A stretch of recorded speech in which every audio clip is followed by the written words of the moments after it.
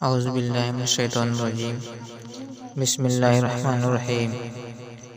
حضرت ابو سعید سے روایت ہے، رسول اللہ صلی اللہ علیہ وسلم سے دریافت کیا گیا، قیامت کے دن کون لوگ اللہ کے یہاں فضیلت و رفعت کے اعلیٰ درجے پر فائز ہوں گے؟ آپ صلی اللہ علیہ وسلم نے فرمایا، کثرت سے اللہ کا ذکر کرنے والے مرد اور کثرت سے ذکر کرنے والی عورتیں۔ عرض کیا گیا، اللہ کے رسول، اللہ کی راہ میں جہاد کرنے والے ان سے بھی افضل ہوں گے؟ آپ صلی اللہ علیہ وسلم نے فرمایا، اگرچہ وہ کفار مشرکین سے اس قدر تلوار کے ساتھ لڑائی کریں کہ وہ تلواریں ٹوٹ جائیں اور خون سے رنگین ہو جائیں، تب بھی اللہ کا ذکر کرنے والا اس سے درجہ میں افضل ہے۔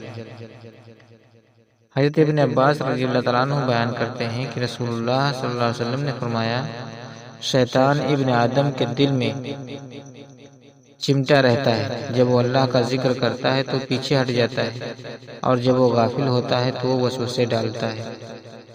حضرت امام مالک رضی اللہ تعالیٰ عنہ بیان کرتے ہیں کہ مجھے خبر پہنچی کہ رسول اللہ صلی اللہ علیہ وسلم نے فرمایا، غفلت کے شکار لوگوں میں اللہ کا ذکر کرنے والا میدان جہاد سے راہ فرار اختیار کرنے والوں کے بعد قتال کرنے والے کی طرح ہے، اور غافل لوگوں میں اللہ کا ذکر کرنے والا خشک درخت میں سبز ساگ کی طرح ہے۔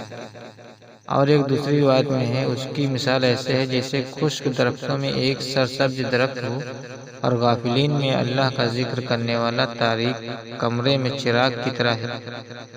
غافلین میں اللہ کا ذکر کرنے والے کو اللہ اس کی زندگی میں اس کا جنت میں مقام دکھا دیتے ہیں، اور اللہ غافلین میں اس کا ذکر کرنے والے کے فصیح و اعظم کی تعداد کے برابر گناہ بخش دیتا ہے۔ فصیح سے انسان اور اعظم سے حیوان مراد ہے۔